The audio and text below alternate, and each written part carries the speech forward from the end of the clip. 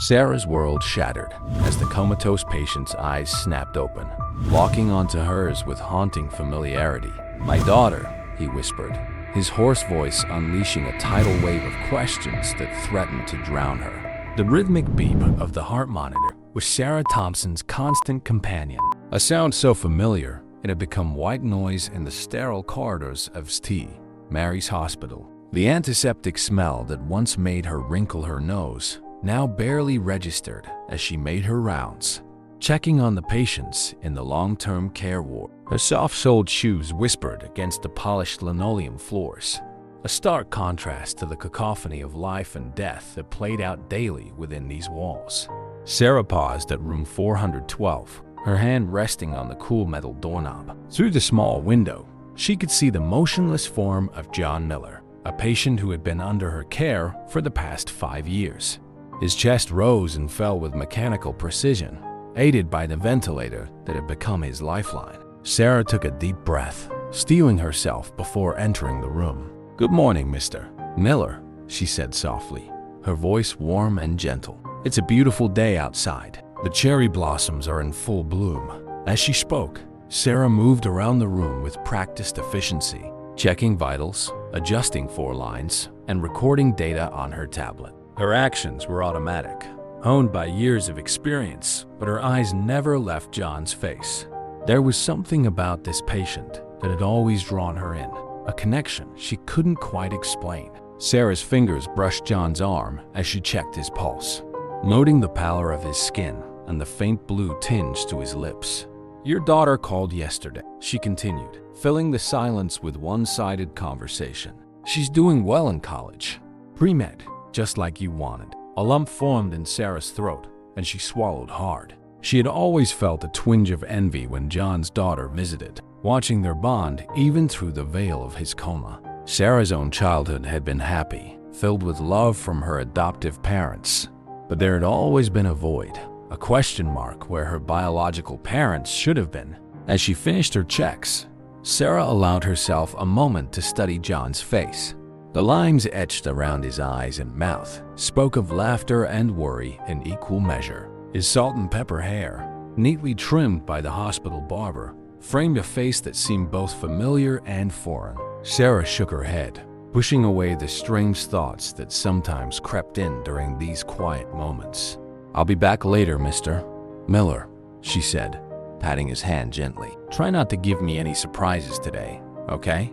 As Sarah left the room, she nearly collided with Dr. Michael Chun, the hospital's chief neurologist and her mentor since she'd started at St. Mary's. "Whoa there, Sarah," Dr. Chun said, steadying her with a hand on her shoulder. "Everything all right?" Sarah nodded, forcing a smile. "Just lost in thought, I guess." "How are you, Dr. Chun?" The older man's eyes crinkled with concern. "I'm fine, but you look like you could use a break. Why don't you join me for coffee in the cafeteria?" Sarah hesitated, glancing back at John's room. "I don't know. I still have rounds to finish." "They can wait 10 minutes, Dr. Chun insisted, gently steering her towards the elevator. "You've been pushing yourself too hard lately. I'm starting to worry about you." As they rode down to the cafeteria, Sarah felt the weight of Dr. Chun's gaze. He had been more than just a mentor over the years, becoming a father figure of sorts. His concern was touching, but it also made Sarah feel exposed, as if he could see right through her carefully constructed facade. The cafeteria was bustling with the lunch rush, a cacophony of voices and clattering trays. Sarah and Dr. Chun found a quiet corner, settling into hard plastic chairs with steaming cups of coffee. "So, Dr. Chun began, stirring a packet of sugar into his cup. "Want to tell me what's really going on?" Sarah stared into the swirling darkness of her coffee, searching for words. "I don't know," she admitted finally. I can't shake this feeling lately, like something's about to change." Dr. Chun nodded thoughtfully. "You've been spending a lot of time with John Miller's case. It's not uncommon for nurses to form attachments to long-term patients." "But it's not that," Sarah interrupted, then bit her lip. "Or maybe it is. I can't explain it, Dr. Chun. It's like I know him somehow. But that's impossible, right?" The neurologist's expression softened. The human mind is a complex thing, Sarah. Sometimes we form connections that we can't rationally explain. But it's important to maintain professional boundaries, especially in cases like Mr. Miller's. Sarah nodded, feeling a flush of shame creep up her neck. I know. I'm sorry. I shouldn't have. Hey, doctor. Chun cut her off gently, reaching across the table to pat her hand. You have nothing to apologize for. You're one of the best nurses I've ever worked with. Your compassion is your greatest strength. Just be careful, okay? As they finished their coffee, Sarah's pager buzzed insistently. She glanced down, her heart skipping a beat as she saw the room number 412. I have to go, she said, already standing. It's M.R. Miller, doctor. Chun rose with her, concern etching lines across his forehead. I'll come with you. They rushed back to the 4th floor, Sarah's mind racing with possibilities. Had John taken a turn for the worse? Was this the change she had been sensing? As they approached room 412, Sarah could hear a commotion inside. Her heart pounded in her ears as she pushed open the door, tying close behind. The sight that greeted them stopped Sarah in her tracks. John Miller's eyes were open, darting around the room in confusion and fear. His hands clawed at the tube in his throat, fighting against the nurses trying to restrain him. "Ma, Miller," Sarah called out, rushing to his side. "John, it's okay. You're safe. We're going to help you." As soon as she spoke, John's eyes locked onto hers. The fear in his gaze gave way to something else. Recognition, wonder, and longing. Sarah felt the world tilt on its axis as John raised a trembling hand towards her face. And then, in a voice raspy from years of disuse, John Miller spoke the words that would change everything. "Sarah, my daughter." The room fell silent, save for the incessant beeping of the heart monitor. Sarah stood frozen, her mind refusing to process the words she had just heard. She was vaguely aware of Dr. Chun barking orders, of nurses rushing around her, but it all seemed to be happening at a great distance. "Sarah, doctor." Chun's voice cut through the fog, his hand on her shoulder. "Sarah, I need you to step outside." She allowed herself to be guided out of the room, her legs moving of their own accord. As the door closed behind her, Sarah leaned against the wall, her breath coming in short, sharp gasps. "It's not possible," she whispered, more to herself than to Dr. Chun. "He can't be." "I'm not, doctor." Chun's face swam into focus, his expression a mix of concern and confusion. "Sarah, listen to me. We don't know what's going on yet. Patients coming out of long-term comas can be disoriented, confused. Let's not jump to conclusions." But even as he spoke, Sarah knew in her heart that this was no mistake. The connection she had felt, the inexplicable pull toward John Miller, it all suddenly made sense in a way that was both terrifying and exhilarating. As the reality of the situation began to sink in, Sarah felt her professional mask slipping. Tears welled up in her eyes, and she brought a hand to her mouth to stifle a sob. "Oh, Sarah," Dr. Chun murmured, pulling her into a paternal embrace. "It's going to be okay. We'll figure this out together." Over Dr. Chun's shoulder, Sarah caught a glimpse of John through the room's window. He was calmer now, his eyes never leaving the door, searching for her. In that moment, Sarah knew that her life would never be the same. The void she had carried for so long suddenly had a face, a name, a history. As she stood there, trembling in Dr. Chun's arms, Sarah Thompson faced the most challenging case of her career, one that would test not only her professional skills, but the very foundation of her identity. Sarah's world had been turned upside down in a matter of moments. As she stood in the hallway, struggling to regain her composure, the bustling activity around her seemed surreal. Nurses and doctors rushed in and out of John Miller's room, their voices a muted buzz in her ears. Dr. Chun gently guided her to a nearby chair. "Sit down, Sarah. Take a deep breath." She obeyed mechanically, her mind still reeling. "What happens now?" she asked, her voice barely above a whisper. "First, we need to stabilize Mr. Miller and run some tests," Dr. Chun explained, his tone calm and measured. "Once he's more coherent, we'll be able to get a clearer picture of the situation." Sarah nodded, grateful for his steady presence. "And me? What should I do?" Dr. Chun's eyes softened with compassion. For now, I think it's best if you take some time off. Go home, rest, process this. We'll handle MR, Miller's care. The thought of leaving made Sarah's chest tighten with anxiety. But Sarah, Doctor, Chun interrupted gently. This isn't just about professional boundaries anymore. If what Amar Miller said is true, you're personally involved. We need to handle this carefully, for everyone's sake. Deep down, Sarah knew he was right. She nodded reluctantly, rising on shaky legs. Okay, but please, keep me updated? Of course, Doctor, Chun assured her. Now go home. And Sarah? Remember, you're not alone in this. As Sarah made her way out of the hospital, she felt as though she was moving through a dream. The familiar corridors seemed alien, the faces of her colleagues unrecognizable. She barely registered the concerned looks and whispered conversations that followed in her wake. Outside, the spring air hit her like a physical force, heavy with the scent of cherry blossoms. Sarah took a deep breath, trying to ground herself in the moment. She fumbled for her phone, her fingers trembling as she dialed a familiar number. Emma, it's me. Can you come over? Something's happened. An hour later, Sarah sat on her couch, an untouched mug of tea growing cold in her hands. Emma Rodriguez, her best friend and fellow nurse, listened intently as Sarah recounted the events of the morning. Oh my God, Sarah. Emma breathed when she finished. Wow. How are you feeling? Sarah laughed, a short, humorless sound. I don't even know. Shocked? Confused? Terrified? Take your pick. Emma reached down, squeezing Sarah's hand. It's okay to feel all of those things. This is huge. I just can't wrap my head around it, Sarah admitted. I mean, what are the odds? That he'd end up in our hospital? In my care? Maybe it's fate, Emma suggested softly. Sarah shook her head. I don't believe in fate, but I can't deny that I've always felt a connection to him. I just thought I was being unprofessional, getting too attached to a patient. And now? Sarah set down her mug, running a hand through her hair. Now I don't know what to think. If he really is my father, why did he give me up? Where has he been all these years?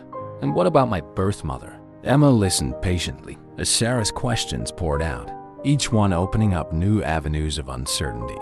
When Sarah finally fell silent, Emma spoke up. Look, I know this is overwhelming, but you don't have to figure everything out right now. Take it one step at a time. Sarah nodded, grateful for her friend's pragmatism. You're right. I can't help but think about Thomas and Linda. Your adoptive parents? Yeah. Sarah's voice cracked slightly. They've been so good to me. How am I supposed to tell them about this? Emma considered for a moment. Maybe wait until you have more information? There's still a chance this could be a misunderstanding, right? But even as Emma said it, they both knew it wasn't true. The connection Sarah had felt, the recognition in John's eyes, it was all too real to be a coincidence. As the day wore on, Sarah found herself lost in memories. She thought of her childhood, happy, but always tinged with a sense of something missing. She remembered the day her parents had told her she was adopted. Their love and support, unwavering, even as they acknowledged her need to know more about her origins. She thought of the countless nights she had lain awake, imagining scenarios of meeting her birth parents. Sometimes they were joyful reunions, other times angry confrontations. But never, in all her imaginings, had she pictured anything like this. As evening fell, Sarah's phone buzzed with a text from Dr. Chung. Mr. Miller's stable, cognitive functions improving. Keeps asking for you. Take your time, but we should talk soon. Sarah stared at the message, her heart racing. Part of her wanted to rush back to the hospital immediately to demand answers. Another part wanted to hide away, to pretend this was all a strange dream. What are you going to do? Emma asked softly, reading the conflict on Sarah's face. Sarah took a deep breath, squaring her shoulders. I'm going to call my parents. They deserve to hear this from me. As she dialed the number, Sarah felt a strange calm settling over her. Whatever came next, whatever truths were revealed, she knew she had a strong foundation of love and support to lean on. Mom? Dad? It's Sarah. Something's happened. I need to talk to you. The conversation with her parents was emotional but supportive. Thomas and Linda Thompson listened with shock and concern as Sarah explained the situation. Their immediate response was one of love and reassurance. "Oh, sweetheart," Linda said, her voice thick with emotion. "This must be so overwhelming for you. Remember, no matter what happens, you're our daughter. We love you unconditionally." Thomas chimed in, his usually jovial tone serious. "Your mother's right, Pumpkin. We're here for you, whatever you need. Do you want us to come down there?" Sarah felt a wave of gratitude wash over her. "Not yet, Dad. I think I need to face this on my own first. But knowing you're both there means everything." After she hung up, Sarah felt a weight lift from her shoulders. She turned to Emma, who had been a silent, supportive presence throughout the call. "I'm going back to the hospital tomorrow," Sarah declared, her voice steady. "I need answers, and the only way I'm going to get them is by talking to John." Emma nodded, squeezing her friend's hand. "Do you want me to come with you?" Sarah shook her head. "No, this is something I have to do alone. But thank you for everything." As Emma left, promising to check in the next day, Sarah found herself alone with her thoughts. She moved around her apartment, touching familiar objects, trying to anchor herself in the life she knew. But everything felt different now, as if the very air around her had changed. She paused at her bookshelf, her eyes landing on a worn photo album. With trembling hands, she pulled it down, opening it to reveal pictures of her childhood. There she was, gap-toothed and grinning, flanked by Thomas and Linda. Family vacations, school plays, graduations, a lifetime of love and memories. But as she flipped through the pages, Sarah found herself searching the faces in the photos, looking for traces of John Miller. Did she have his eyes? His smile? The shape of his face? Setting the album aside, Sarah walked to her bedroom mirror. She stared at her reflection, really studying her features in a way she never had before. Who was Sarah Thompson, really? Was she the person she had always believed herself to be? Or was there another Sarah waiting to be discovered? As she prepared for bed, Sarah's mind raced with questions. What would tomorrow bring? How would she react when face to face with John? What secrets and explanations lay waiting to be uncovered? Despite her whirling thoughts, exhaustion eventually pulled Sarah into a fitful sleep. Her dreams were a confused jumble of hospital corridors and familiar faces that morphed and changed. Through it all, John Miller's voice echoed, calling her name, reaching out across years of silence. When Sarah woke the next morning, it took her a moment to remember why her heart was pounding so fiercely. As the events of the previous day came rushing back, she took a deep breath, steeling herself for what lay ahead. She dressed with care, choosing clothes that made her feel strong and confident. As she applied her makeup, Sarah studied her reflection once more. "You can do this," she told herself firmly. "Whatever happens, you're still you." The drive to St. Mary's Hospital felt both interminable and far too short. As Sarah pulled into the parking lot, she spotted Dior Chun waiting for her near the entrance. His presence was reassuring, a reminder that she wasn't facing this alone. "Good morning, Sarah," he greeted her, his voice gentle. "How are you holding up?" Sarah managed a small smile. "As well as can be expected, I guess." "How is he?" "Doctor." Chun's expression turned serious. "He's stable and increasingly lucid. We've run several cognitive tests, and while there's some expected disorientation, his memory seems largely intact. He's been asking for you constantly." Sarah nodded, her throat tight. "And has he said anything else?" "About me, I mean, he's been somewhat guarded, insisting that he needs to speak to you first, Doctor," Chun explained. "But Sarah, I want you to be prepared. The emotional and psychological impact of long-term coma recovery can be intense. This conversation may be difficult for both of you." "I understand," Sarah said, squaring her shoulders. "I'm ready." As they walked through the hospital corridors, Sarah felt as though she was seeing everything through new eyes. This place that had been her second home for years now felt alien and intimidating. Colleagues greeted her with a mix of curiosity and concern, but Sarah barely registered their presence. Finally, they reached room 412. Sarah paused outside, her hand on the doorknob, her heart pounding in her ears. "Doctor." Chen placed a comforting hand on her shoulder. "Take your time.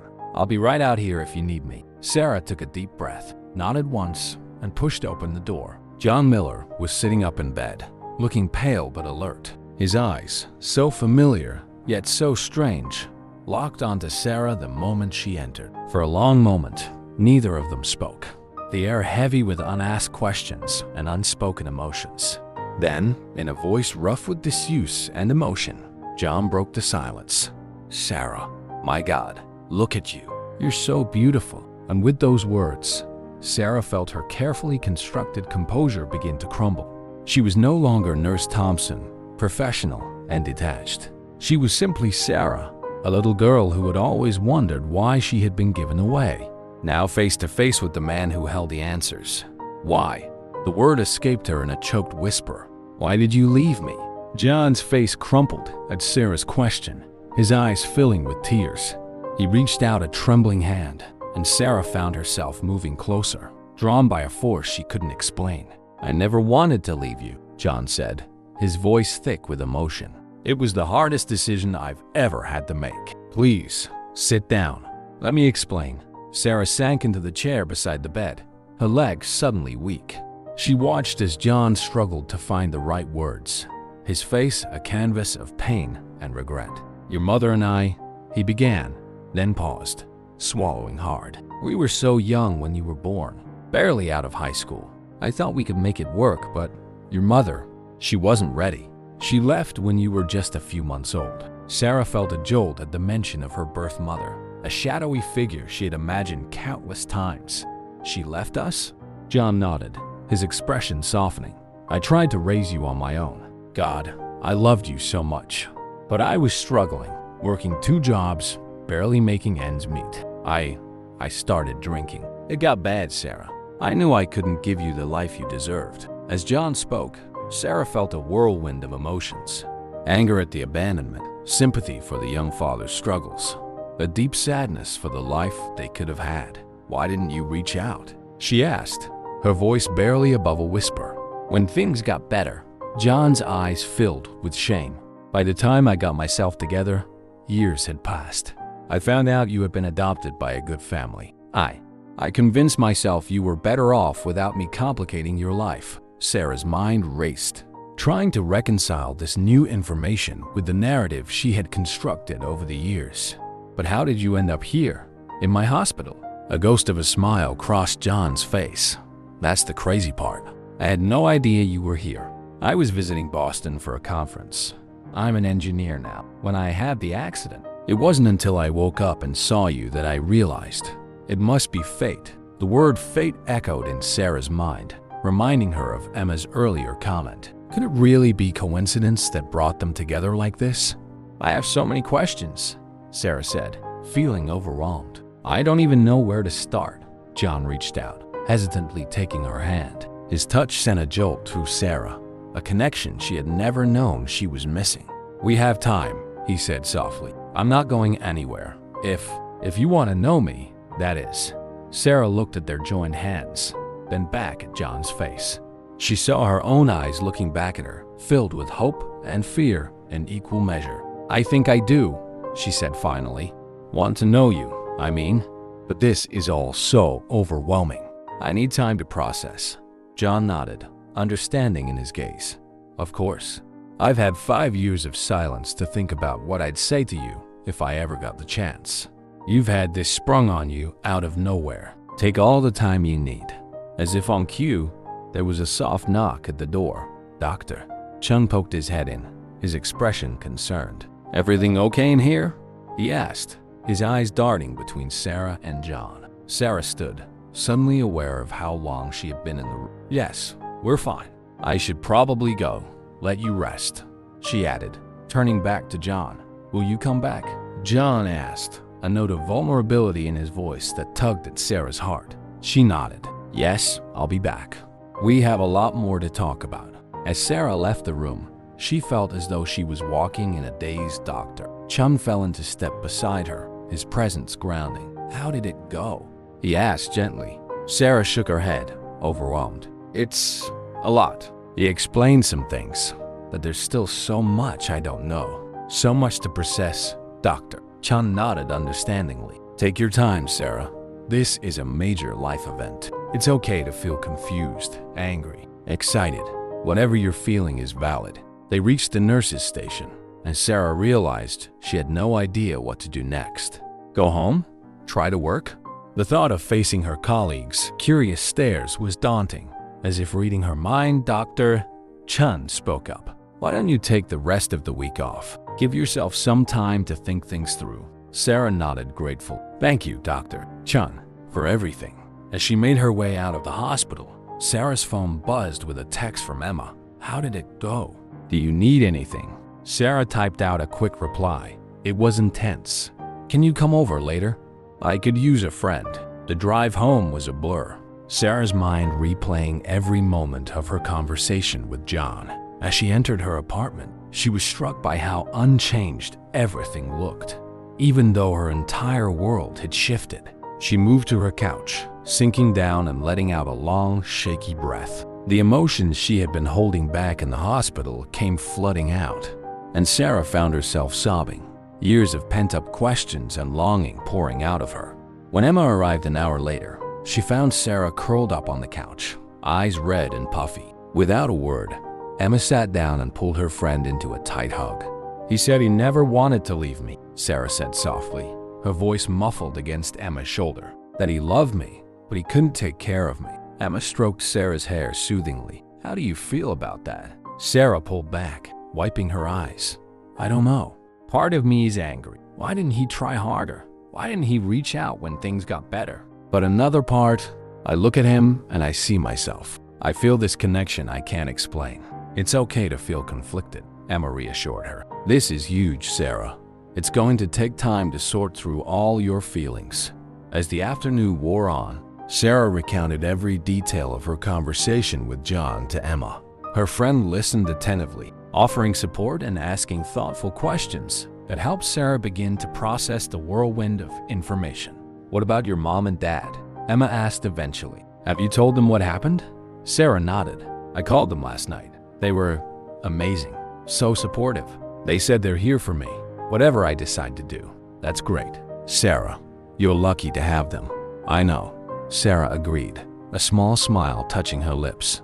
I don't want them to think I'm replacing them or anything. They're my parents, you know? John may be my biological father, but they're the ones who raised me. Emma squeezed her hand. I'm sure they know that. But it's okay to want to know John, too. It doesn't have to be one or the other. As evening fell, Sarah found herself feeling more grounded. The shock was wearing off, replaced by a determination to navigate this new reality. I think I'm going to go back tomorrow, she told Emma. There's still so much I want to ask him. Emma nodded approvingly. That sounds like a good plan. Just remember to take care of yourself too, okay? This is a lot to deal with. After Emma left, Sarah sat down at her computer. She hesitated for a moment, then opened a new document and began to type. At the top, she wrote, "Questions for John." As she worked, listing every question that ever kept her up at night, Sarah felt a sense of purpose settling over her. This was her chance to fill in the blanks of her history, to understand where she came from. But more than that, it was a chance to forge a new relationship. The road ahead would be complicated, filled with emotional highs and lows. But for the first time in her life, Sarah felt like she was on the verge of something profound. The opportunity to know herself fully, to integrate all the parts of her identity. As she finally crawled into bed that night, exhausted but oddly energized, Sarah's last thought before drifting off to sleep was of John's face. She saw in it echoes of her own features, a tangible link to her past. But she also saw possibility, the chance for a future she had never dared to imagine. Tomorrow would bring new challenges, new revelations. But Sarah felt ready to face them, armed with the love of her adoptive parents, the support of her friends, and a newfound connection to her biological father. Whatever came next, she would face it with open eyes and an open heart. As dawn broke the next morning, Sarah found herself wide awake, her mind already racing with thoughts of the day ahead. She got up, moving through her morning routine with a sense of purpose that had been absent the day before. Each action felt deliberate, as if she was preparing for a pivotal moment in her life. She dressed carefully, choosing an outfit that made her feel strong and confident. As she applied her makeup, Sarah studied her reflection in the mirror, searching for traces of John in her features. The shape of her eyes, the curve of her jaw. How had she never noticed these similarities before? Before leaving her apartment, Sarah picked up the list of questions she had compiled the night before. She tucked it into her bag, a tangible reminder of her mission today. She was determined to get answers, to fill in the blanks of her history. The drive to St. Mary's Hospital felt different this time. Instead of the overwhelming anxiety of yesterday, Sarah felt a mix of nervousness and anticipation. As she parked her car and made her way into the building, she took deep, calming breaths. Dr. Chung was waiting for her near the elevators, his face a mask of professional concern. "Good morning, Sarah. How are you feeling today?" "Better," Sarah replied, surprising herself with the truth of it. "More prepared, I guess." Dr. Chung nodded approvingly. "That's good. Mr. Miller had a restful night and his vital signs are strong. He's been asking about you." As they rode the elevator to John's floor, Sarah felt a flutter of nerves in her stomach. "Dr. Chung," she began hesitantly, "I know this situation is unusual. I appreciate how supportive you've been." The older doctor smiled warmly. "Sarah, you're not just one of our best nurses. You're part of our family here. We all want what's best for you." His words touched Sarah deeply, reminding her of the network of support she had built over the years. It gave her strength as they approached John's room. "Take all the time you need, Dr. Chung said softly. I'll make sure you're not disturbed." Sarah took a deep breath, squared her shoulders, and knocked on the door before entering. John was sitting up in bed, looking more alert than he had the day before. His face lit up when he saw Sarah, a mix of joy and apprehension in his eyes. "You came back," he said, his voice filled with wonder. Sarah nodded, moving to sit in the chair beside his bed. "I said I would. We have a lot to talk about." John's expression turned serious. "We do, Sarah. I can't tell you how sorry I am for everything. I know I have no right to ask for your forgiveness, but I hope you'll give me a chance to explain." Sarah pulled out her list of questions, her hands trembling slightly. "I have so many questions, John. I've spent my whole life wondering about you, about my birth mother, about why I was given up. I need to know everything." John nodded, his eyes never leaving Sarah's face.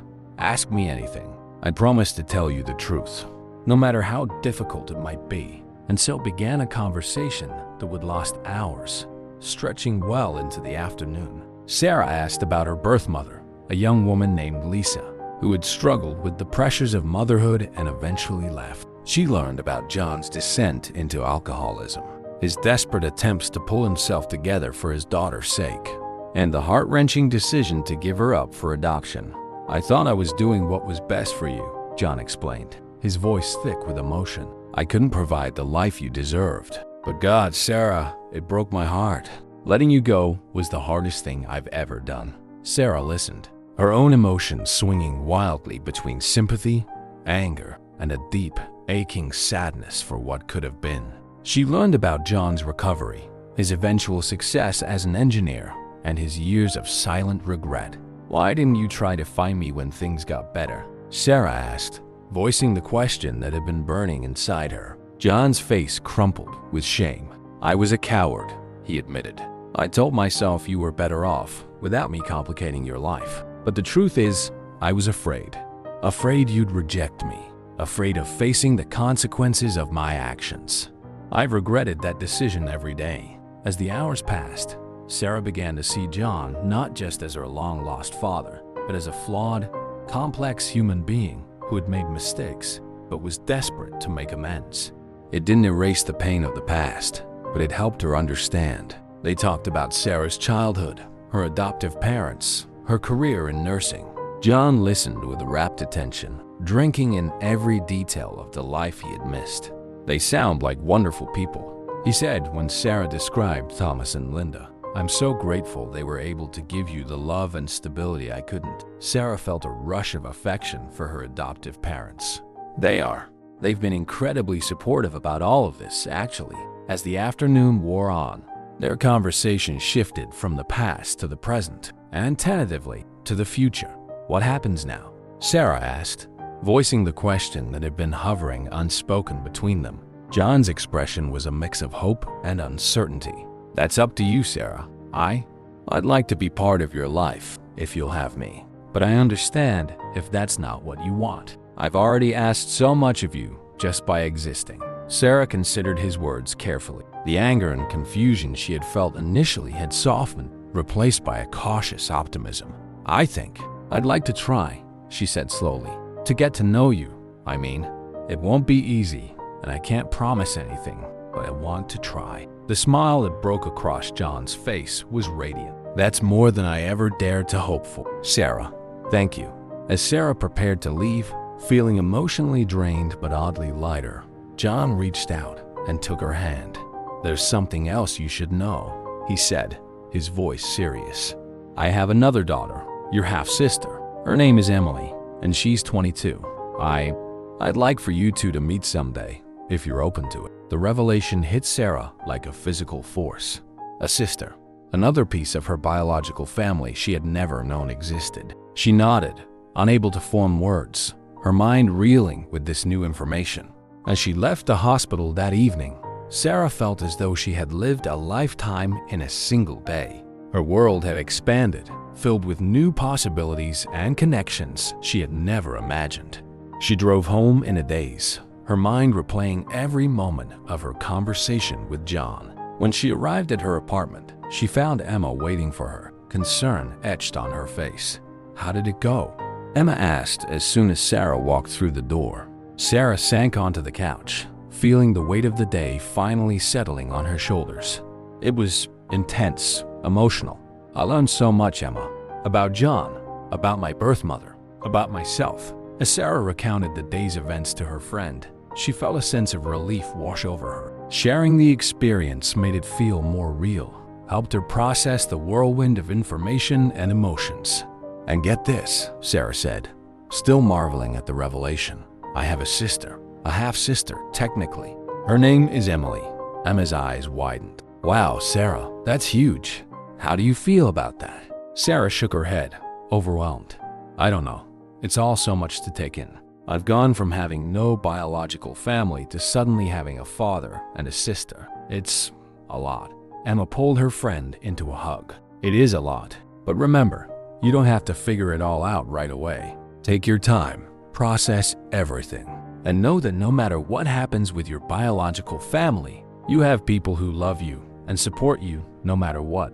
As the evening wore on, Sarah found herself feeling more grounded. The shock of the past few days was beginning to wear off, replaced by a cautious sense of possibility. She had taken the first steps on a journey she never expected to take, one that promised to be challenging but potentially rewarding. Before going to bed that night, Sarah called her adoptive parents. She shared the details of her conversation with John, her conflicted feelings, and her decision to try to build a relationship with him. "We're so proud of you, sweetheart," Linda said, her voice warm with love. "This isn't an easy situation, but you're handling it with such grace. Remember," Thomas added, "nothing changes how we feel about you. You're our daughter, always." Their unconditional support brought tears to Sarah's eyes. As she lay in bed that night, Sarah reflected on the incredible turns her life had taken. She had a biological father who wanted to know her, a sister she had yet to meet, and a chosen family that stood by her through it all. The road ahead would be complex, filled with emotional highs and lows. But for the first time in her life, Sarah felt like she was on the verge of understanding her full identity, of integrating all the parts of herself into a complete whole. As she drifted off to sleep, Sarah's last thought was of the future, not just hers, but the shared future she might build with John, with Emily, with all the people she loved. It was a future filled with uncertainty, but also with hope and the promise of newfound connections. As the days passed, Sarah found herself settling into a new routine. Her mornings began with visits to John's hospital room, their conversations ranging from light-hearted reminiscences to deep, soul-searching discussions. Each interaction peeled back another layer of their shared history, revealing the complex tapestry of choices and circumstances that had shaped their lives. One morning, about a week after John's awakening, Sarah arrived to find him sitting up in bed, a determined look on his face. I want to show you something, he said, reaching for a battered leather journal on his bedside table. I've kept this for years. It's letters. To you. Sarah's breath caught in her throat as John handed her the journal. With trembling hands, she opened it, revealing pages filled with neat, cramped handwriting. My dearest Sarah, the first entry began, dated just a few months after her adoption. Today would have been your first birthday. I wonder if you're taking your first steps, saying your first words. I hope your new family is celebrating, giving you all the love and joy you deserve. Tears welled in Sarah's eyes as she flipped through the pages. Years of birthdays, holidays, imagined milestones, all carefully documented in John's heartfelt words. It was a chronicle of love and regret, a father's desperate attempt to maintain a connection with the daughter he had given up. I wrote to you on every birthday, every Christmas, John explained softly. I never sent them, of course, but it helped me feel close to you, somehow. Sarah looked up from the journal, her vision blurry with tears. Why are you showing me this now? John's expression was a mix of hope and vulnerability. I want you to understand that you were never far from my thoughts. I know it doesn't make up for not being there, but I never stopped loving you, Sarah. Not for a single day. The weight of his words, coupled with the tangible evidence of his enduring love, hit Sarah like a physical force. She closed the journal, clutching it to her chest as she tried to process this new information. Can I borrow this? She asked, her voice barely above a whisper. I'd like to read it properly. John nodded, relief evident in his eyes. Of course, it's yours. It always has been. As Sarah left the hospital that day, the journal felt heavy in her bag, a repository of years of unspoken love and longing. She spent the next few days poring over its pages, laughing and crying as she read John's imagined versions of her life. It was during this time that Sarah received an unexpected call. The number was unfamiliar, and she answered with a hint of trepidation. Hello? Is this Sarah Thompson? A young woman's voice asked. Yes, this is Sarah. There was a pause, a deep breath on the other end of the line. Hi, Sarah. This is Emily. Emily Miller. I guess I'm your sister. Sarah felt her heart skip a beat. She had known about Emily's existence for days now, but hearing her voice made it suddenly, startlingly real. Emily, Sarah breathed. It's good to hear from you. The conversation that followed was awkward at first, both women navigating the unfamiliar terrain of newfound sisterhood. But as they talked, sharing snippets of their lives and their shared connection to John, a tentative warmth began to grow between them. I've always known about you, Emily confessed. Dad told me when I was old enough to understand. I used to imagine what you were like, what it would be like to have a big sister. Sarah felt a pang of something, regret, perhaps, for the years they had missed. I wish I had known about you too, she said softly. It's strange, isn't it? To suddenly have a sibling you never knew existed. Emily laughed, a sound that reminded Sarah eerily of John. Strange doesn't even begin to cover it. But I'm glad we found each other, Sarah, even if it's years later than it should have been. As they ended the call, plans tentatively made to meet in person soon, Sarah felt a new sense of excitement bubbling up inside her. The family she had always longed for was slowly taking shape, piece by unexpected piece.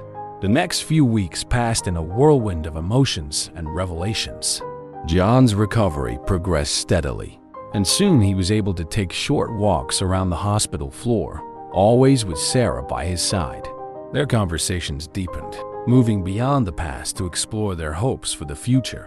I know I have no right to ask this, John said one afternoon as they sat in the hospital's small garden. But I was hoping, when I'm discharged, maybe we could spend some time together, really get to know each other.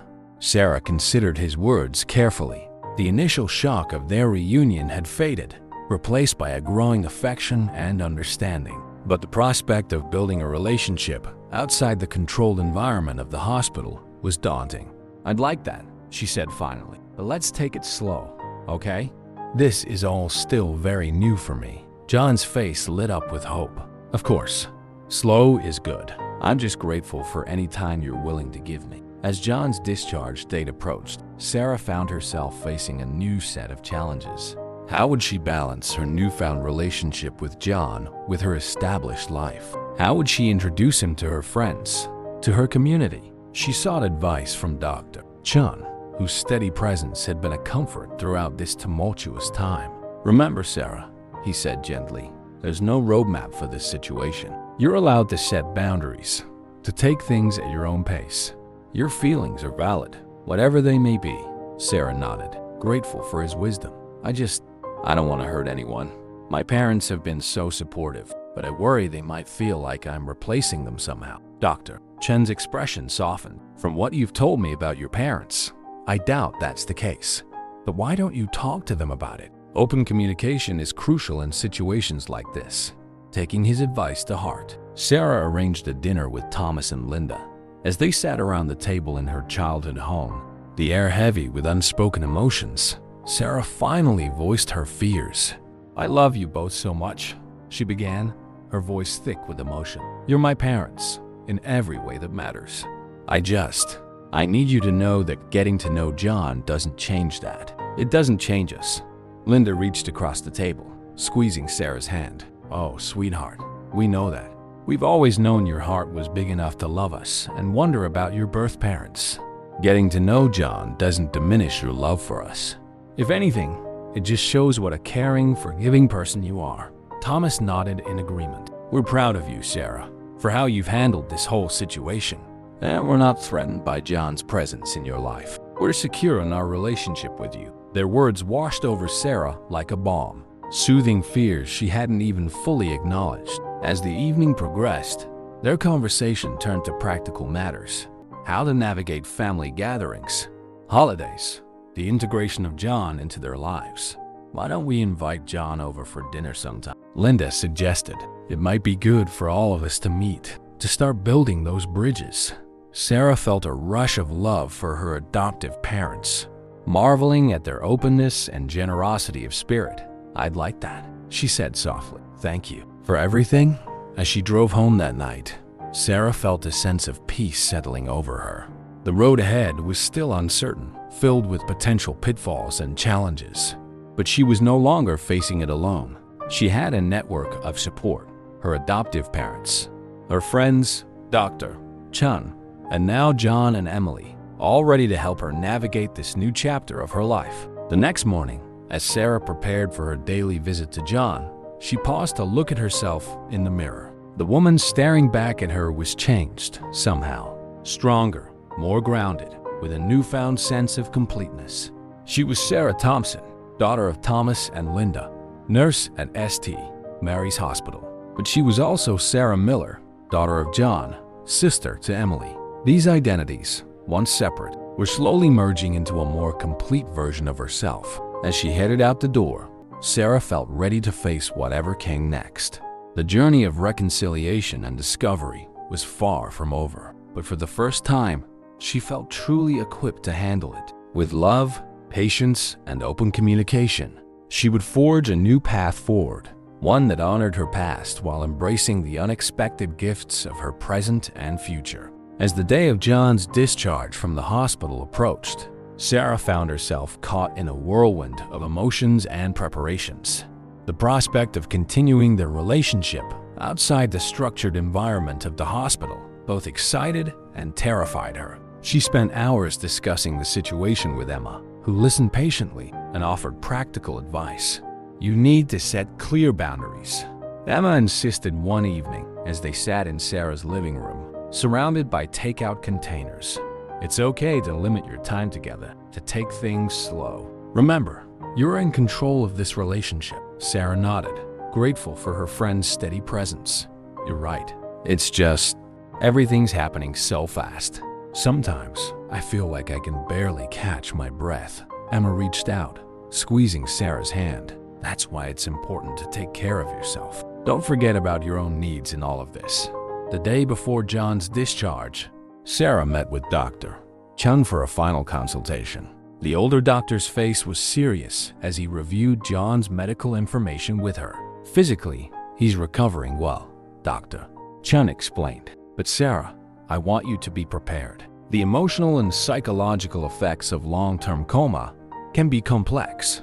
John may experience mood swings, depression, or anxiety as he adjusts to his new reality. Sarah felt a flicker of apprehension. What can I do to help? Doctor. Chen's expression softened. Be patient. Encourage him to seek professional help if needed. And most importantly, take care of yourself. You can't pour from an empty cup, as they say. As she left Dr. Chun's office, Sarah's phone buzzed with a text from Emily. Hey sis, just checking in. How are you holding up? The casual use of sis sent a warm flutter through Sarah's chest. Over the past few weeks, she and Emily had been texting regularly, their relationship growing stronger with each interaction. They had plans to meet in person soon, another step in this journey of family reunification. Sarah typed back, hanging in there, nervous about tomorrow. How about you? Emily's response came quickly. Same here. It's weird, isn't it? Having our dad back after all this time. But we're in this together, right? Sarah smiled, feeling a surge of affection for her newfound sister. Absolutely. Together. The morning of John's discharge dawned bright and clear. Sarah arrived at the hospital early, her stomach a knot of nerves. She found John sitting on the edge of his bed, already dressed in clothes that Emma had helped her pick out for. Ready to face the world? Sarah asked, trying to keep her tone light. John looked up, his face a mix of excitement and apprehension. As ready as I'll ever be, I suppose. It's strange, isn't it?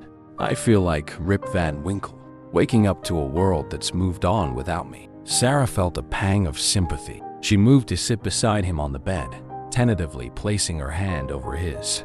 You're not alone, you know? We'll figure this out together. John's eyes welled with tears as he squeezed her hand. I don't deserve you, Sarah. Your kindness, your forgiveness. It's more than I ever hoped for. As they made their way through the discharge process, Sarah found herself hyper-aware of John's reactions to everything. The way he marveled at the advanced technology in the hospital lobby, his hesitation before stepping out into the bright sunlight. Each moment was a reminder of the years he had lost, the adjustments he would need to make. Sarah had arranged for John to stay in a small apartment near her own, at least for the time being. As they drove there, the car filled with an awkward silence. Sarah scrambled for something to say, acutely aware of the strangeness of their situation. So, she began, glancing at John out of the corner of her eye. I was thinking maybe we could have dinner together tonight? Nothing fancy, just talk. John's face lit up with a smile that made him look years younger. I'd like that very much, Sarah. Thank you. As they arrived at the apartment and Sarah helped John settle in, she found herself studying him closely. There were moments when she could clearly see herself in his features, the shape of his eyes, the curve of his smile. Other times, he seemed like a complete stranger. I'll come by around 6, okay? Sarah said as she prepared to leave. Try to rest. It's been a big day. John nodded, looking suddenly vulnerable in the unfamiliar surroundings. Sarah, he called as she reached the door. I just want you to know I'm so grateful for this chance, for your kindness. I know it can't be easy for you. Sarah felt a lump form in her throat. It's not, she admitted, but I'm glad you're here, that we have this opportunity. As she left the apartment, Sarah felt a strange mix of emotions washing over her. Relief that John was recovering, anxiety about the future, and a deep, aching hope that somehow they could forge a meaningful relationship out of this complicated situation. She spent the afternoon in a flurry of activity, cooking John's favorite meal, as far as she knew from their conversations, and trying to distract herself from her swirling thoughts. At precisely 6 o'clock, she found herself standing outside his door, a covered dish in her hands and her heart pounding in her chest. John answered her knock with a warm smile, looking more relaxed than he had earlier. Something smells wonderful, he said, ushering her in. As they sat down to eat, the initial awkwardness slowly began to melt away. They talked about John's first impressions of the modern world, laughing over his amazement at smartphones and his confusion about social media. It's like science fiction come to life, John marveled. I feel like I've time traveled to the future. Sarah found herself relaxing, enjoying John's wonder and his wry observations. As the evening wore on, their conversation deepened, touching on more personal topics. Tell me about Emily, Sarah said softly. What was it like, raising her? John's expression softened, a mix of love and regret crossing his face. She's amazing, smart, kind, stubborn as hell sometimes. Raising her was the greatest joy of my life, but also a constant reminder of what I'd lost with you. Sarah felt a pang in her chest, a complicated mix of emotions she couldn't quite name. Did she know about me? Growing up, John nodded. I told her when she was old enough to understand. She used to ask me all sorts of questions about you. Imagine what you might be like. I think, in a way, she felt your absence as keenly as I did. As John spoke about Emily, Sarah found herself leaning forward, drinking in every detail. It was strange, hearing about this parallel life that had been unfolding all these years. A family she had been part of without knowing it. I'd like to meet her, Sarah said suddenly. We've been texting, but I think I'm ready to see her in person. John's face lit up with joy. She'd love that, Sarah. She's been asking about you, wondering when you might be ready. As the evening drew to a close, Sarah felt a sense of warmth and connection that surprised her. It wasn't the instant father-daughter bond that part of her had secretly hoped for, but it was a start, a foundation they could build on. This was nice, she said as she prepared to leave. Maybe we could do it again soon? John's smile was tinged with gratitude and hope. I'd like that very much, Sarah. Thank you for giving me this chance.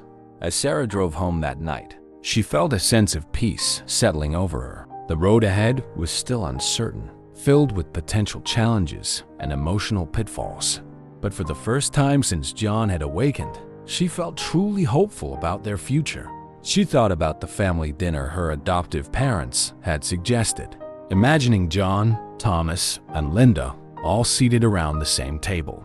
It was a daunting prospect, but also an exciting one. The chance to bring all the pieces of her life together, to forge a new kind of family. As she got ready for bed, Sarah's phone buzzed with a text from Emily. Hey sis, how did it go with Dad today?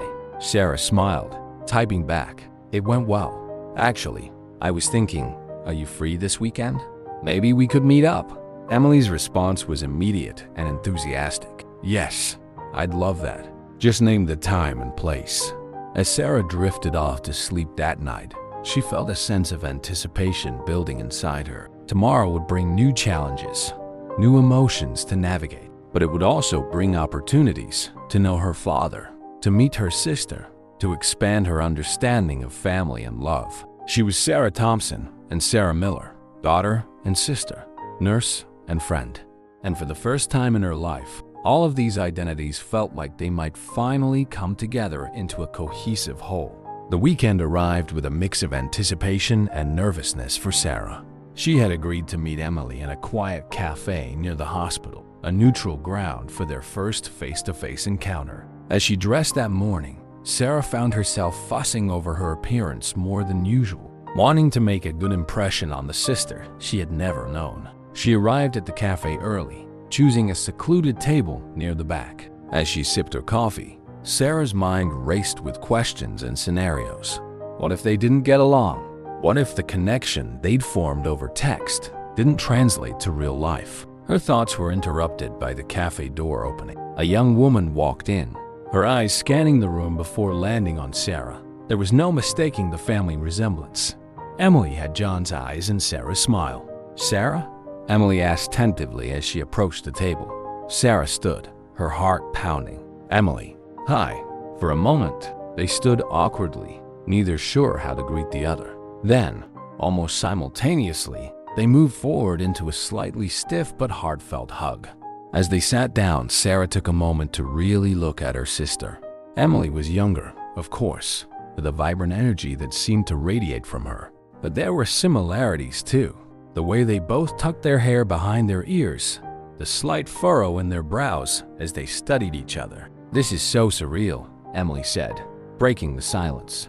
I've imagined meeting you so many times, but nothing quite prepares you for the real thing, does it? Sarah laughed, feeling some of the tension dissipate. Tell me about it. I'm still trying to wrap my head around having a sister at all, let alone one as real as you. As they talked, Sarah found herself relaxing more and more. Emily was easy to talk to, with a quick wit and an open, honest way of expressing herself that Sarah admired. They shared stories of their childhoods, marveling at the differences and unexpected similarities in their experiences. "Dad used to talk about you all the time," Emily confessed, her expression softening. "He'd say things like, 'Sarah would be starting high school now,' or, 'I wonder if Sarah likes to read as much as you do.' It was like you were this invisible presence in our family." Sarah felt a pang in her chest, a mix of sadness for the years lost and gratitude for John's enduring love. "It must have been strange for you, growing up with a ghost sister." Emily nodded, her eyes distant. "Sometimes I resented it, to be honest. I felt like I was competing with this perfect, imaginary version of you. But mostly, I just wished you were there, that we could have grown up together." As their conversation deepened, Sarah found herself opening up about her own struggles, the sense of incompleteness she'd always felt, the questions about her origins that had haunted her throughout her life. "I used to make up stories about my birth parents," Sarah admitted. "In some versions, they were secret agents who had to give me up to protect me. In others, they were royalty from a small European country." Emily laughed, her eyes twinkling. "Well, I hate to burst your bubble, but Dad's just a regular guy. Although he does make a mean lasagna. So maybe there's some secret Italian royalty in our background after all." As the hours passed, Sarah was surprised to find how comfortable she felt with Emily. It wasn't the instant, deep connection she might have dreamed of as a child, but there was an undeniable bond forming between them, a shared history, even if they hadn't lived it together. "So," Emily said as they were finishing their third round of coffee, "what do you think about all this? About Dad, about us, about having this whole new family suddenly appear in your life?" Sarah took a moment to consider her answer. "Honestly, it's overwhelming, exciting and terrifying in equal measure. I'm still trying to figure out how all the pieces fit together." Emily nodded understandingly. "I get that. It's a lot to process. But Sarah, I want you to know that I'm here. Whatever you need, however you want to approach this, I'm on your side." Sarah felt a rush of affection for her newfound sister. "Thank you, Emily. That means more than you know." As they prepared to leave, making plans to meet again soon, Sarah felt a sense of lightness she hadn't experienced in weeks. The complexity of her situation remained, but now she had another ally in navigating it. The next few weeks passed in a whirlwind of new experiences and evolving relationships. Sarah continued her regular dinners with John, each interaction bringing them closer to understanding each other. She found herself looking forward to their time together, enjoying his dry humor and the way his face lit up when she shared stories from her life. One evening, as they were clearing the dishes from dinner, John broached a subject they had both been tiptoeing around. "Sarah," he began hesitantly, "I've been thinking. I know you have your own life, your career here, but I was wondering, would you consider moving closer to where Emily and I live? Not right away, of course. Just maybe someday?" Sarah froze, a plate suspended halfway to the cupboard. The question hit her like a physical force, bringing to the forefront all the complex emotions she'd been grappling with. "John," she said slowly, setting the plate down, I don't know. My whole life is here. My job, my friends, my parents." She saw the flash of hurt in John's eyes at the mention of her adoptive parents and immediately regretted her words. "I'm sorry," she added quickly. "I didn't mean. It's just a lot to consider." John nodded, his expression a mix of understanding and disappointment. "Of course, I shouldn't have asked. It's too soon, isn't it?" Sarah took a deep breath, trying to organize her thoughts. "It's not that it's too soon. It's just, John, you have to understand. Thomas and Linda, they're my parents. They raised me, loved me, supported me through everything. I can't just leave them behind." John's face fell, and Sarah felt a pang of guilt.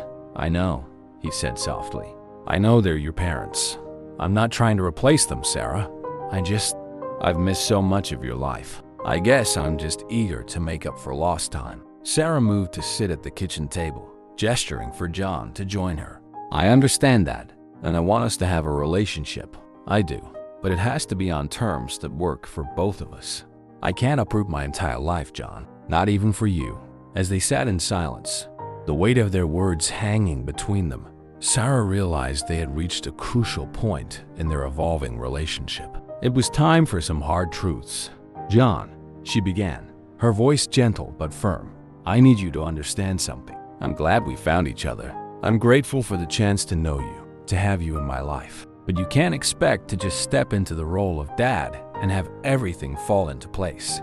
We have to build this relationship from the ground up." John nodded slowly, his eyes glistening with unshed tears. "You're right. I'm sorry, Sarah. I guess I got carried away with the idea of being a family, of having both my daughters close." Sarah reached out, taking John's hand in hers.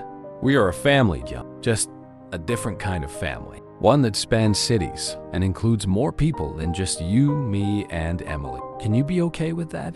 John squeezed her hand, a small smile breaking through his somber expression. "I can try. That's all any of us can do, right? Try our best to make this work." As Sarah drove home that night, she felt a mix of emotions swirling inside her. The conversation with John had been difficult, but necessary. She knew there would be more challenges ahead as they navigated this complex family dynamic.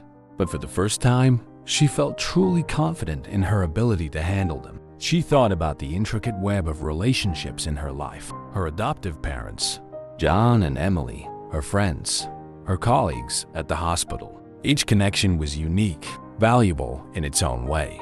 And somehow, against all odds, they were slowly coming together to form a new kind of whole. As she pulled into her driveway, Sarah's phone buzzed with a text from Emily. "Hey sis, how about a movie night this weekend? I'll bring the popcorn, you pick the film."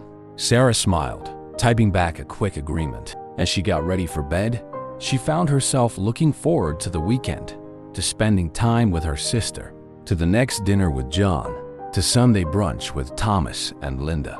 Her life had become more complicated, certainly, but it had also become richer, fuller, more vibrant with the addition of these new relationships. As she drifted off to sleep, Sarah felt a sense of peace settling over her. The road ahead might be challenging, but she was no longer walking it alone. As the weeks turned into months, Sarah found herself settling into a new rhythm of life. Her relationships with John and Emily continued to evolve, deepening and growing more complex with each interaction. At the same time, she worked hard to maintain her close bond with Thomas and Linda, determined not to let her newfound biological family overshadow the parents who had raised her. It was during a quiet Sunday brunch with Thomas and Linda that Sarah broached a subject she'd been considering for weeks. "Mom, Dad," she began, setting down her coffee cup. "I've been thinking. I'd like to invite John over for dinner. Here, I mean, with all of us." Thomas and Linda exchanged a glance, a silent communication born of years of marriage. Linda was the first to speak. "Are you sure you're ready for that, sweetheart?" "It's a big step." Sarah nodded, feeling a mix of nervousness and determination. "I think so. I know it might be awkward, but you're all important to me. I'd like for you to meet each other, to try and find a way for everyone to be part of my life." Thomas reached out, patting Sarah's hand. "If that's what you want, we're on board. Right, Linda?" Linda nodded, her eyes warm with love and support. "Of course. We'll make John feel welcome." As Sarah left her parents' house that afternoon, she felt a weight lift from her shoulders. She'd been worried about their reaction, afraid they might feel threatened by John's presence in her life. Their acceptance and support meant more to her than she could express. That evening, as Sarah prepared for her weekly dinner with John, she felt a nervous energy thrumming through her. She decided to invite him to the family dinner in person, wanting to gauge his reaction. When John arrived, bearing a bouquet of flowers as he often did, Sarah took a deep breath and dove in. "John, I have something I'd like to ask you," she began as they sat down to eat.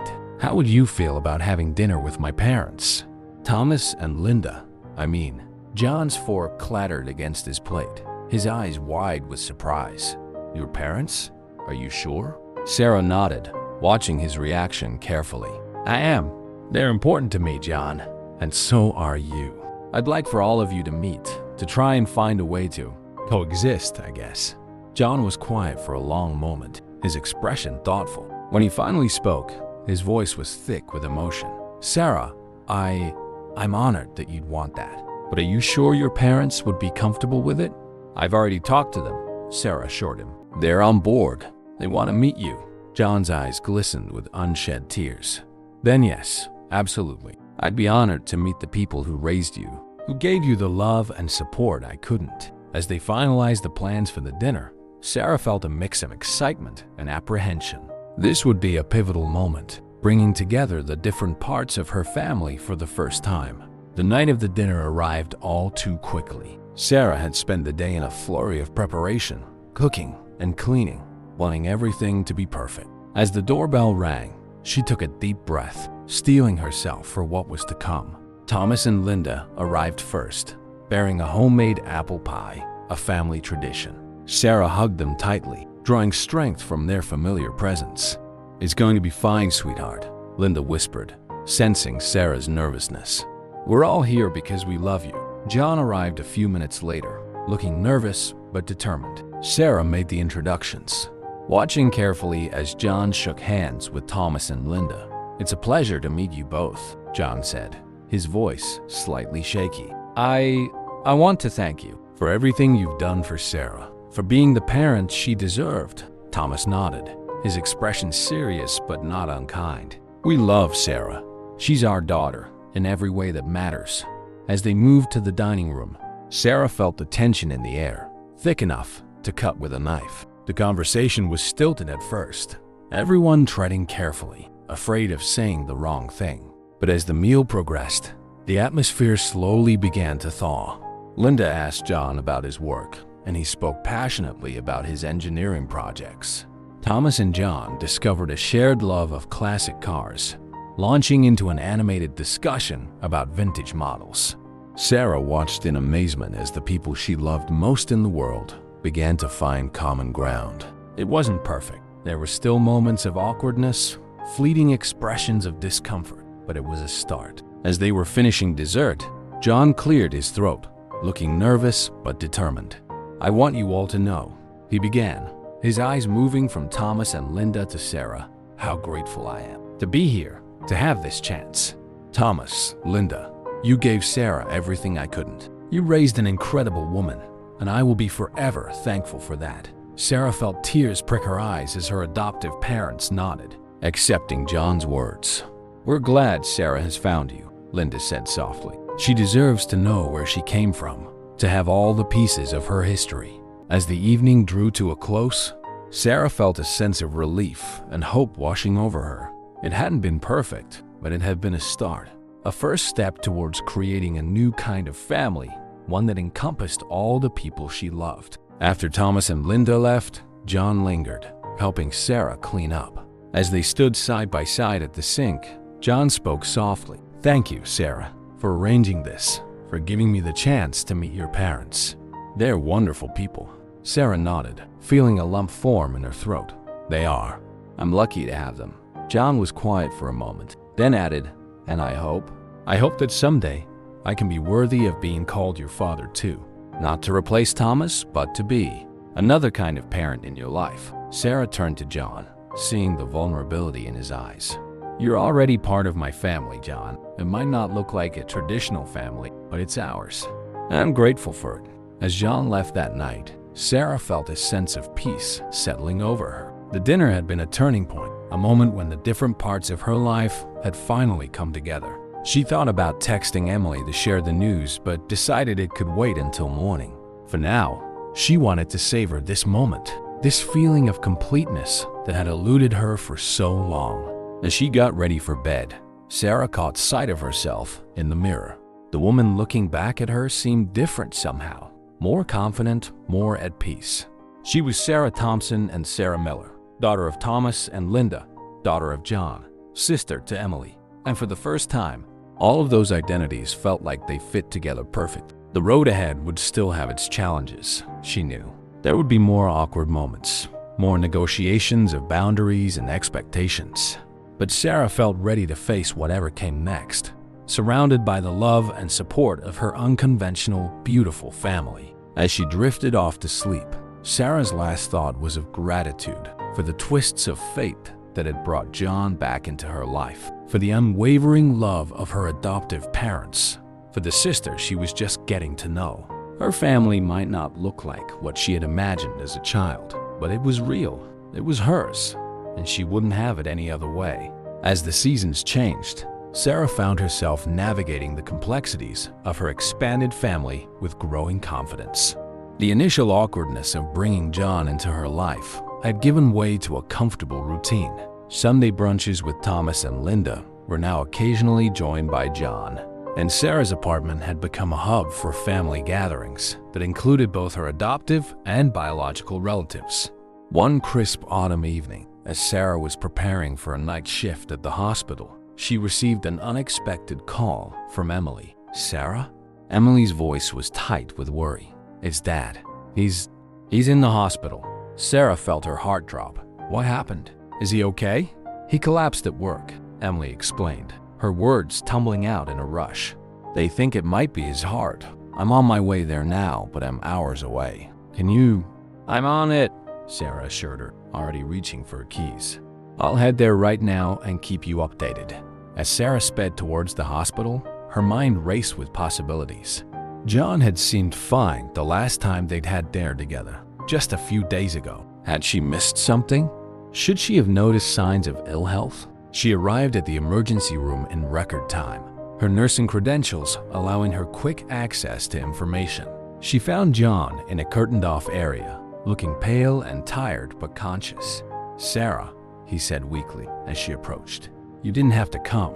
Sarah took his hand, her professional demeanor warring with her personal concerns. "Of course I did. Your family." The word family seemed to hang in the air between them, carrying more weight than ever before. John's eyes welled with tears, and he squeezed Sarah's hand. "The doctors think it was a minor heart attack," he explained. "They want to run some more tests, maybe do an angiogram." Sarah nodded, her medical knowledge kicking in. "That's standard procedure. We'll get you the best care possible, John. I promise." As she sat by John's bedside, waiting for test results and updates from the doctors, Sarah found herself reflecting on how much had changed in the past months. The man lying in the hospital bed was no longer just a patient or a mysterious figure from her past. He was her father, not in the same way Thomas was, but a father nonetheless. She thought about calling Thomas and Linda, but hesitated.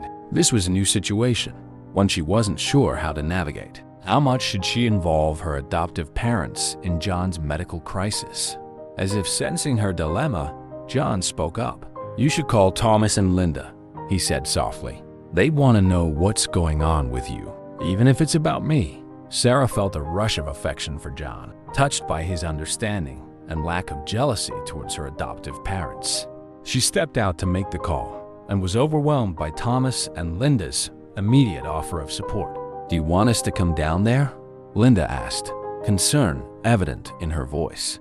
"No, it's okay," Sarah assured her. "I've got it handled for now, but thank you for caring." When she returned to John's bedside, she found him looking at her with a mix of gratitude and apprehension. "Sarah," he began hesitantly, "there's something I need to tell you. Something I should have told you a long time ago." Sarah felt a flutter of nervousness in her stomach. "What is it, John?" He took a deep breath, wincing slightly at the effort. "It's about your birth mother." "About Lisa." Sarah felt her breath catch. They had discussed Lisa before, but only in vague terms. John had always seemed reluctant to delve too deeply into that part of their history. "What about her?" Sarah asked, trying to keep her voice steady. John's eyes were filled with regret as he spoke. "I told you she left when you were a baby." "That's true, but it's not the whole story. Lisa, she had severe postpartum depression. She struggled with addiction. When she left, it wasn't just because she couldn't handle being a mother. She was running from her demons." Sarah listened, her heart aching for the young woman she had never known, for the struggling young family they had once been. "I tried to help her," John continued, his voice breaking, "but I was in over my head. When she left, I was relieved at first. I thought I could do it on my own, be the parent you needed, but I was wrong. I couldn't handle it, and that's why I had to give you up." As John's words hung in the air between them, Sarah felt a complex mix of emotions washing over her. There was sadness for the troubled young woman who had given birth to her, anger at the circumstances that had torn her family apart, and a deep, aching empathy for the young John who had tried so hard to keep it all together. "John," she said softly, squeezing his hand. "Thank you for telling me. I know that must have been difficult." He nodded, tears streaming down his face. "I've carried that guilt for so long, Sarah. The fear that if you knew the whole truth, you'd hate me, that you'd think I didn't fight hard enough to keep you." Sarah felt her own eyes filling with tears. "Oh, John, I could never hate you. You did the best you could in an impossible situation. And look at us now. We found our way back to each other. That has to count for something, right?" As they sat together in the quiet of the hospital room, Sarah felt a shift in her understanding of her own history. The narrative she had constructed about her birth parents had always been incomplete, based on assumptions and half-truths. Now, with John's revelation, she had a clearer picture, not just of why she had been given up for adoption, but of the complex, flawed, deeply human people who had brought her into the world. The next few days were a whirlwind of medical procedures and family support. Emily arrived, bringing with her a nervous energy that complemented Sarah's calm professionalism. Together, they formed a united front, advocating for John's care and supporting each other through the stress and uncertainty. Thomas and Linda made good on their offer of support, showing up with home-cooked meals and words of encouragement. Sarah watched in amazement as her adoptive parents and biological father interacted, united in their concern for her and for John's well-being. As John recovered, Sarah found herself spending more time at the hospital than she had since her early days as a nurse. But this time, she wasn't just a healthcare provider. She was a daughter, supporting her father through a health crisis. The dual roles sometimes felt strange, but more often, they felt right, as if all the parts of her life were finally coming together in a way that made sense. One evening, as she was helping John take a short walk around the hospital floor, he turned to her with a serious expression. "Sarah," he began, "I want you to know something. Seeing you here, how you've handled all of this, it's made me realize how strong you are, how capable. I'm so proud of the woman you've become, even though I had no hand in raising you." Sarah felt a warmth spread through her chest at his words. "You did have a hand in it, John. Maybe not in the way you originally intended, but your decision to give me up, to let Thomas and Linda raise me, that shaped who I am. And now, getting to know you as an adult, that's shaping me too." John nodded, his eyes glistening. "I just want you to know, no matter what happens, whether I'm here for another 30 years or if my time is shorter, I'm grateful for this second chance, for the opportunity to know you. You're an amazing woman, Sarah, and I'm honored to be your father." As they continued their slow walk, Sarah felt a sense of peace settling over her. The past few months had been a roller coaster of emotions and revelations, but standing here with John, she felt like she had finally found her footing. She thought about the complex web of relationships that now made up her family, Thomas and Linda, her pillars of strength and unconditional love. John, the missing piece of her history who was now an integral part of her present. Emily, the sister she was growing closer to every day. It wasn't a conventional family by any means, but it was hers, and she wouldn't have it any other way. As they made their way back to John's room, Sarah caught sight of their reflection in a window. She saw a strong, confident woman supporting her father, not replacing the years they had lost, but building something new and beautiful out of the pieces of their shared history. In that moment, Sarah knew that whatever challenges lay ahead, whether it was John's health, navigating family dynamics, or simply the ups and downs of everyday life, she was ready to face them, because now, finally, she was whole. She was Sarah Thompson and Sarah Miller, nurse and daughter, sister and friend, and she was home. As John's recovery progressed, Sarah found herself at a crossroads. The experience of almost losing him had brought into sharp focus the fragility of their newfound relationship and the precious nature of the time they had together. It was during one of their quiet evenings, as Sarah was helping John with his physical therapy exercises, that she made a decision that would change the course of her life. "John," she began, her voice steady despite the nervousness fluttering in her stomach. "I've been thinking. What would you say if I told you I was considering taking a position at the hospital near you and Emily?" John's eyes widened in surprise, his hand stilling on the exercise band. "Sarah, are you serious? But what about your life here? Your job? Your friends? Thomas and Linda?" Sarah took a deep breath, organizing her thoughts. "I've been talking to the HR department at your local hospital. They have an opening in the pediatric ward that I'm qualified for. As for my life here, well, that's the thing. I've realized that my life isn't just here anymore. It's with you and Emily too." John's eyes filled with tears, but he held back, clearly wanting to hear more. "I'm not saying I'd move right away," Sarah continued. "I'd need time to transition, to help my team here find a replacement, and I'd want to talk it over with Thomas and Linda first. But I think it might be the right move for all of us." John reached out, taking Sarah's hand in his. "Sarah, I don't know what to say. The thought of having you closer, of being able to see you more often, it's more than I ever dared to hope for. But are you sure this is what you want? I don't want you to uproot your life for me." Sarah squeezed his hand, her voice firm. "I'm not doing it just for you, John. I'm doing it for me too. For the chance to really get to know you and Emily, to build the kind of relationship we should have had all along. And it's not like I'm moving to another country. I'll still be able to visit Thomas and Linda often." As they discussed the logistics and implications of such a move, Sarah felt a sense of excitement building within her. It wouldn't be easy, she knew. There would be challenges and adjustments to make.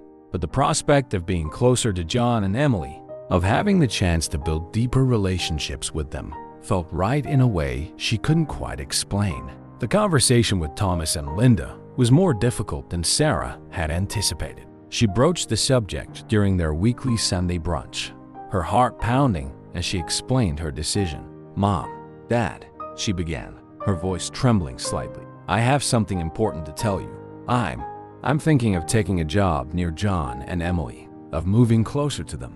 The silence that followed her announcement was deafening. Sarah watched as a range of emotions flickered across her parents' faces: surprise, hurt, confusion.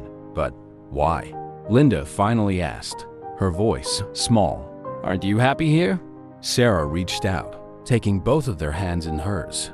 "Of course I'm happy here. You've given me the most wonderful life, the most loving home. But this isn't about not being happy here. It's about expanding my happiness, about getting to know the other part of my family." Thomas, who had been quiet, finally spoke. "Sarah, honey, we understand your desire to connect with John and Emily, but moving? That's a big step." Sarah nodded, feeling tears prick at her eyes. "I know it is. And believe me, I haven't made this decision lightly. But John's health scare, it made me realize how precious time is. I want the chance to really know him, to build a relationship with Emily, and I can't do that fully from here." As they talked through her decision, Sarah was struck by the depth of her parents' love for her. Despite their obvious pain at the thought of her moving away, they listened, they asked questions, they tried to understand. "We just want you to be happy, sweetheart," Linda said finally, her eyes glistening with unshed tears. "If this is what you truly want, we'll support you, always." Thomas nodded in agreement, though Sarah could see the sadness in his eyes. "You'll always have a home here, Sarah, no matter where you go or what you do." As Sarah hugged her parents tightly, she felt a complex mix of emotions washing over her. Gratitude for their unwavering support, sadness at the thought of leaving them, excitement for the future that lay ahead. It was a bittersweet moment, one that encapsulated the complexity of her situation. The next few months were a whirlwind of activity. Sarah threw herself into preparing for the move, balancing her current job responsibilities with the process of finding an apartment in her new city and preparing for her new position. Through it all, she leaned on her support system, Emma's unwavering friendship, the Archon's mentorship and understanding, and the loving support of both her adoptive and biological families. The night before her move, Sarah found herself in her childhood bedroom, surrounded by boxes and memories. As she sat on her old bed, running her fingers over the familiar quilt, there was a soft knock at the door. "Come in," she called, and Thomas and Linda entered, carrying a small, gift-wrapped package. "We have something for you," Linda said softly, sitting beside Sarah on the bed. "A going-away present. Single quotes." Sarah unwrapped the package with trembling hands, revealing a beautiful photo album. As she flipped through the pages, she saw her life laid out before her. Baby pictures, school plays, graduations. But mixed in with these familiar images were new ones. Recent photos of her with John and Emily. Group shots from family dinners that included both her adoptive and biological families. "We wanted you to have this," Thomas explained, his voice thick with emotion, "to remind you of where you've come from and where you're going. Of all the people who love you." Sarah felt tears spill down her cheeks as she hugged her parents tightly. "Thank you," she whispered, "for everything. For loving me, for supporting me, for being my mom and dad." As they held each other, Sarah felt the weight of her decision, the bittersweetness of this moment of transition. But she also felt a sense of rightness, of moving forward on a path that felt true to who she was and who she wanted to be. The day of the move dawned bright and clear. Sarah's apartment was a flurry of activity as friends and family helped load the moving truck. Emma was there, of course, helping to organize and pack, her eyes suspiciously bright as she joked about weekend visits. B.R. Chun stopped by to wish her well, reminding her that she always had a place at St. Mary's if she wanted to return. As the last box was loaded, Sarah found herself standing with Thomas, Linda, John, and Emily, her entire family together in one place. The symbolism of the moment wasn't lost on her. "Well," she said, her voice wavering slightly, "I guess this is it." There were hugs all around, tears and laughter mingling as goodbyes were said. As Sarah climbed into her car, ready to follow the moving truck to her new home, she took one last look at the group standing in her driveway. Thomas and Linda, the parents who had loved her unconditionally from the moment they brought her home. John, the father she was just getting to know, his face a mix of joy and grateful disbelief. And Emily, the sister she never knew she had, now an integral part of her life. As she pulled away, Sarah felt a sense of peace wash over her. This wasn't an ending. She realized it was a beginning, a chance to bring together all the parts of herself, to create a life that honored both her past and her future. The drive to her new home was long, giving Sarah plenty of time to reflect. She thought about the twists and turns that had brought her to this point, the shocking awakening of John from his coma, the revelations about her birth parents, the gradual building of relationships with John and Emily. It had been a journey filled with challenges and emotional upheavals, but also with profound moments of connection and understanding. As she crossed the state line, entering the place that would become her new home, Sarah felt a surge of excitement. She was stepping into the unknown, yes, but she was doing so with the love and support of an extraordinary family behind her. Her phone buzzed with a text from Emily. "Almost here, sis. Can't wait to help you unpack." And by help, I mean supervise while eating pizza. Sarah laughed, feeling a warmth spread through her chest. This was her life now, a blend of the familiar and the new. The family she'd always known, and the family she was just discovering. As she pulled up to her new apartment building, Sarah took a deep breath. She saw John and Emily waiting for her, wide smiles on their faces. Behind them, she could see the hospital where she would soon start her new job, a new chapter in her career. For a moment, Sarah sat in her car, taking it all in. She thought about the long journey that had brought her to this point, the years of wondering about her origins, the shock of John's awakening, the complex emotions of building a relationship with her biological family while honoring her bond with her adoptive parents. It hadn't been easy, and she knew there would be challenges ahead. But as she stepped out of the car, greeted by the enthusiastic hugs of John and Emily, Sarah knew she was exactly where she was meant to be. She was Sarah Thompson and Sarah Miller, daughter, sister, nurse, friend, and she was home. If you enjoyed this story, we'd love for you to support us by leaving a like and subscribing to our Slices of Life channel. We'd also love to hear from you in the comments. Which city are you talking about? It's very rewarding for us to provide our followers with an enjoyable moment.